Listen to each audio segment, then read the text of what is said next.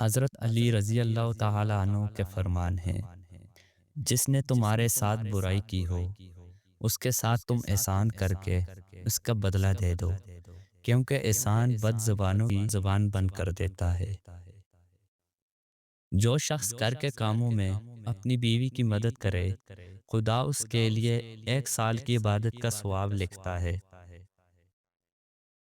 اپنے اندر پرندے کی طرح عاجزی پیدا کرو، جو آسمان کی بلندیوں کو چھو کر بھی اپنی گردن جھکا کر رکھتا ہے۔ اللہ آپ کے اس وقت تک کچھ واپس نہیں لیتا جب تک اس سے بہتر آپ کو عطا نہ کرے۔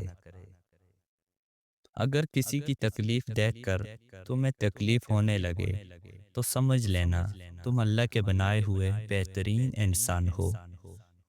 جو شخص اپنی تکلیف کو 3 دن تک پوشیدہ رکھے اور اپنی تکلیف کی شکایت صرف اپنے اللہ سے کرے تو اللہ کا اس پر حق ہے کہ اسے تندرستی عطا کرے۔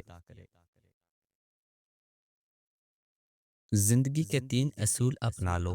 اس سے ضرور معافی مانگو جس سے تم چاہتے ہو، اس سے کچھ مت چھپاؤ جو تم پر اعتبار کرتا ہو، اس کو مت چھوڑو جو تمہیں چاہتا ہو۔ جب حق پر رہتے ہوئے تمہارے مخالفت حد سے بڑھنے لگے تو سمجھ لو اللہ تمہیں کوئی مقام دینے والا ہے۔ زندگی کے ہر موڑ پر صلح کرنا سیکھو، کیونکہ جھکتا وہی ہے جس میں جان ہوتی ہے، اکڑنا تو مردے کی پہچان ہوتی ہے۔ سب راستے بند ہو سکتے ہیں مگر رب کی رحمت کا راستہ کبھی بند نہیں ہو سکتا۔ محنت کا پھل اور مسئلہ کا حل رب دے گا، یہ مت سوچو کب دے گا، جب بھی دے گا بے حساب دے گا۔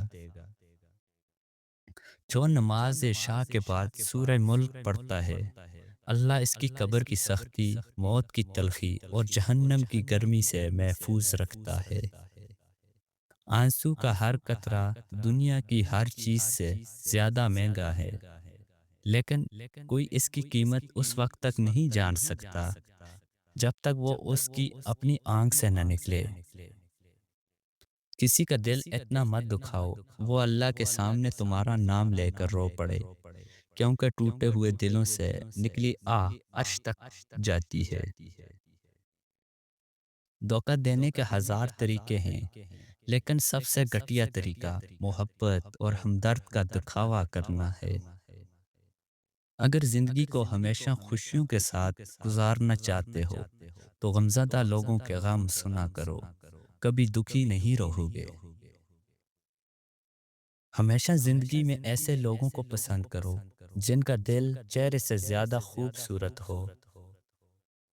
کسی سے محبت ہونے لگے تو صدقہ دو، محبت ہوئی تو مل جائے گی، اگر بلا ہوئی تو ٹل جائے گی۔